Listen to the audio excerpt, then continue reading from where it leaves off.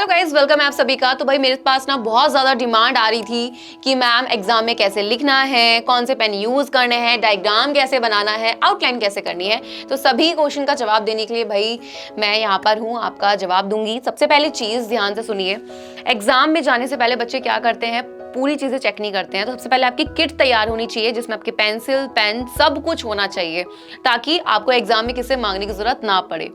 Second चीज़ जो आपको ध्यान रखनी है कि आपको जेल पेन का इस्तेमाल तो बिल्कुल ही नहीं करना है। जेल पेन गलती से यूज़ नहीं करना है, क्योंकि लिखते वक्त क्या होता है कि वो कॉपी के पीछे छप जाता है और जब आप उसके ऊपर लिखते हो तो वो क्लियर हमें नहीं दिखता है कि लिखा गया है। दूसरी चीज़ यहाँ पे आप जान चुके हैं। तीसरी चीज़ क्या है भाई? तीसरी चीज़ ये है कि आपको रेड, ग्रीन, ऑरेंज पेन गलती से भी एग्जाम में यूज नहीं करने हैं, ठीक है? ये पेन अलाउ नहीं होते हैं। अब यहाँ पर बात आती है कि मैम ठीक है, सब कुछ हमें पता लग गया, फिर बच्चे के पास ना एक कंफ्यूजन होता है कि मैम एंट्री, क्योंकि जब आपको कॉपी मिलती है एग्जाम में तो उसमें ना आपका नाम वगैरह, रोल नंबर वगैरह पूछा जाता है। वहाँ पे बच्चों को ये चीज़ नहीं पता होती लिखना कैसे होता है, और साथ ही साथ ये भी नहीं पता कि स्टार्ट कहाँ से करना है। तो शुरुआत मैं बताती हूँ, सबसे पहली चीज़ कहाँ से करनी है। जब क्वेश्चन पेपर आपको मिलता है तो जो क्वेश्चन पेपर होता है उसको सबसे पहली चीज़ बहुत ध्यान से आपको पढ़ना है।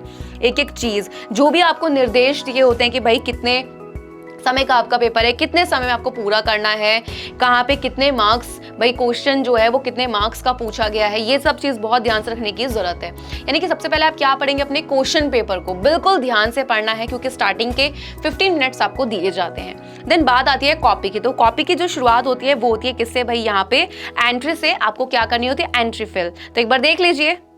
तो बोर्ड एग्जाम की कॉपी कुछ इस तरीके से दिखती है, कुछ चेंजेस हो सकते हैं। तो यहाँ पर ऊपर जहाँ पर आपको दिख रहा है कि ब्लैक हो रखा है, वहाँ पे आपका जो बोर्ड होता है वो नाम डला होता है। साथ ही साथ यहाँ पे हर कॉपी का एक सीरियल नंबर होता है। मेन क्या होता है हमारे लिए, रोल नंबर। बच्चों को ये नहीं पता होता रोल नंबर कैसे फिल करना है। सबसे पहली चीज़, अगर फॉर एग्जाम्पल आपका नंबर है 0, आपका 1, 8, 7, 6, 5, 4, ये आपका रोल नंबर है। तो 0 कहाँ पर है? फर्स्ट लाइन में। मैं इसको ऐसे फिल करूंगी, ठीक है। नेक्स्ट मेरा 1 है तो मैं सेकंड का फर्स्ट में इस तरीके से फिल करूंगी। आप क्लियरली देख सकते हो यहाँ लिखा है, यही करेक्ट मेथड होता है। अगर आप इस तरीके से क्रॉस कर देते हो या फिर आधा फिल करते हो, राइट लगाते हो, वो गलत तरीका हो जाता है।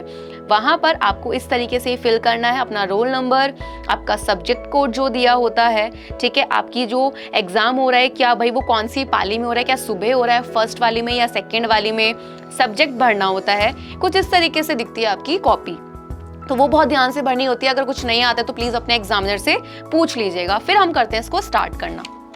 उसके बाद जब आप लिखना स्टार्ट करते हैं, लिखने से पहले आपको लाइंस खींचनी होती हैं दोनों तरफ। कोई कोई बोलता है कि भाई एक तरफ खींचो, बट मैं यही बोलूँगी आप दोनों तरफ लाइन खींचें। इस तरफ तो ऑलरेडी खींची हुई भी आती है, बट अगर आप ब्लैक पेन से खींचते हैं वो अच्छा लगता है थोड़ा सा।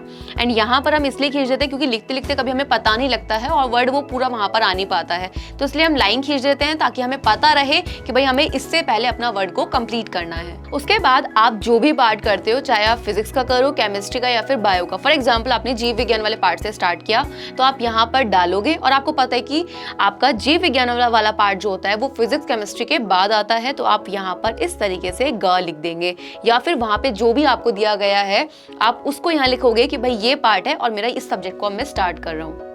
उसके बाद सबसे पहला पार्ट आता है वस्तुनिष्ठ प्रश्न का। तो वस्तुनिष्ठ प्रश्न अगर आप स्टार्ट कर रहे हो या फिर लघु, अति लघु, जो भी आप पार्ट स्टार्ट कर रहे हो, तो आपको कुछ नहीं करना है। जो भी पार्ट आप स्टार्ट करोगे, चाहे वस्तुनिष्ठ, दीर्घ, अति लघु, लघु, उसको हेडिंग डालना है बड़ी सी करके। आप ब्लैक स्केच का यूज कर सकते हो, बट ध्यान रखना पीछे छपे नहीं। साथ ही साथ अब आपको नंबर डालना है। फर्स्ट का अगर आप क कर रहे हो तो क, खा कर रहे हो तो ख। मैंने यहाँ पे पूरा क्वेश्चन लिखा है, मैं यही बोलूंगी आप पूरा क्वेश्चन लिखें, उससे मार्क्स अच्छे मिलते हैं। अगर टाइम नहीं है तो आप खाली आंसर लिखकर आ सकते हो। आंसर इस तरीके से लिखना है। फॉर एग्जांपल मेरा आंसर था घास, बकरी तथा मानव। क्वेश्चन है कि निम्न में से कौन आहार श्रृंखला का निर्माण करते हैं। मैंने सिर्फ ऑप्शन यहाँ पे सारे नहीं लिखे, एक ऑप्शन को लिखा हुआ है जो मेरा सही था, और मैंने लिख दिया अतः विकल्प सी सही है। तो ये प्रॉपर तरीका होता है एक ऑब्जेक्टिव क्वेश्चन करने का। अब फॉर एग्जाम्पल मेरे सारे ऑब्जेक्टिव हो गए, तो मैं क्या करूंगी, उसको यहाँ से लाइंस खींच दूंगी। ये बताता है कि भाई मेरे सारे ऑब्जेक्टिव हो गए हैं। आप ऐसा नहीं करेंगे कि एक ऑब्जेक्टिव करा लाइन, एक ऑब्जेक्टिव करा लाइन, नहीं, वो गलत होता है। सही तरीका क्या होता है, आपने हेडिंग डाली और सारे वस्तुनिष्ठ प्रश्न कर दिए और उसके बाद आप क्या करोगे, इस तरीके से लाइन डालोगे, ये बताएगा कि आपके वस्तुनिष्ठ प्रश्न जो है कंप्लीट हो गए हैं। अब फॉर एग्जांपल आप स्टार्ट कर रहे हो अति लघु, तो आप यहाँ पे नेक्स्ट हेडिंग डालोगे अति लघु प्रश्न की और इसको कर दोगे वापस से स्केल से अंडरलाइन एंड देन अपना क्वेश्चन आंसर लिखना आप स्टार्ट करोगे। अब देखो अति लघु लघु तो कर ही देंगे, बात आती है लॉन्ग पे कैसे करना है। तो सबसे पहले आप जो भी क्वेश्चन करोगे वो नंबर और क ख ग जो है उस क्वेश्चन का वो आप वहीं लिखोगे। क्वेश्चन मैंने पूरा लिखा है, मैं यही सलाह दूंगी पूरा लिखकर भी आए। क्वेश्चन है पाचन किसे कहते हैं, मानव पाचन तंत्र का सचित्र वर्णन कर दो। सबसे पहले पाचन पूछा गया तो हमें ये बताना पड़ेगा ना, क्योंकि 1 नंबर इसका भी होगा। तो पाचन मैंने हेडिंग डाली है, अंडरलाइन किया है, डेफिनेशन ब्लू पेन से लिखी है, जहां पर मेरा इंपॉर्टेंट वर्ड था मैंने उसको अंडरलाइन कर दिया। फिर उसके बाद पाचन तंत्र पूछा, सचित्र वर्णन यानी कि डायग्राम, तो मैंने डाला मानव पाचन तंत्र, लिखना स्टार्ट किया, उसके पार्ट्स बताए, देख लीजिए कुछ इस तरीके से 1 2 3 4 5 6 इस तरीके से मैंने बताए हैं। अब मैं इनके बारे में एक करके डिटेल में बताऊंगी। जैसे सबसे पहले मैंने स्टार्ट किया मुख से, मैंने इसको भी अंडरलाइन किया है और मुझे पता है भाई मुख में 3 भाग आते हैं, तो मैंने यहाँ पर 1 2 3 ना डालकर मैंने क्या किया, फ्लो चार्ट बना दिया। देखिए इससे एग्जामिनर को क्लियर दिख रहा है कि भाई ये बच्चे को पता है पार्ट्स होते हैं। देन मैंने सेकंड डाला है, तो मैंने सेकंड का भी यहाँ पर कि भाई मुख में दांत आता है, तो मैंने अब यहाँ पे डिटेल में बताना स्टार्ट करूंगी। फ्लो चार्ट का फ्लो चार्ट हो गया और डिटेल में भी हम बता रहे हैं। तो लॉन्ग क्वेश्चन को करने का ये तरीका होता है फ्लो चार्ट्स बनाने का। और डायग्राम में बच्चों को कंफ्यूजन होता है कि मैम डायग्राम में कलर कैसे करना है, सब कुछ ध्यान से देख लीजिए। कलर आप देख रहे बहुत ही लाइट कलर है, आपको कुछ भी डार्क कलर नहीं दिख रहा होगा। आपको सिर्फ मेन ध्यान का रखना है कि जब आप नाम लिखते हैं, लेबलिंग करते हैं, स्केल का यूज करें, इस तरीके से लाइंस खींचनी है, हाथ से नहीं खींचना है, वो टेढ़ी मेढ़ी हो जाती है।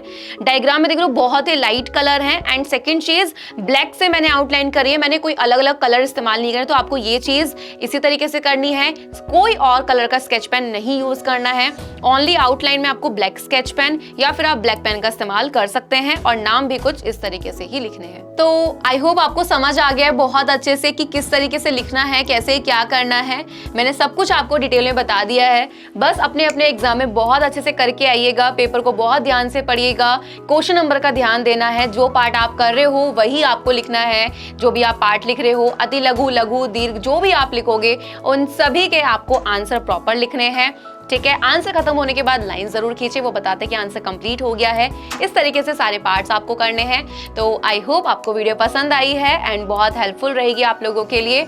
तो पसंद आई तो फटाफट से लाइक कर देना, शेयर कर देना एंड साथ ही साथ चैनल को सब्सक्राइब भी कर देना।